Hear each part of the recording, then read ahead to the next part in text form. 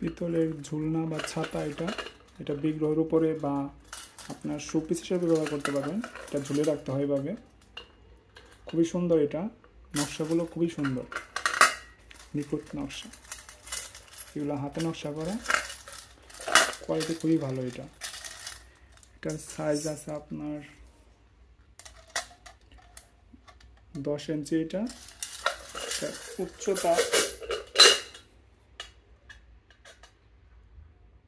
উচ্চতা 5 ইঞ্চি, আর ওজন আছে এটা আপনার 580 গ্রাম। খুবই সুন্দর, এটা আপনার শোপিস হিসেবে ব্যবহার করতে পারবেন।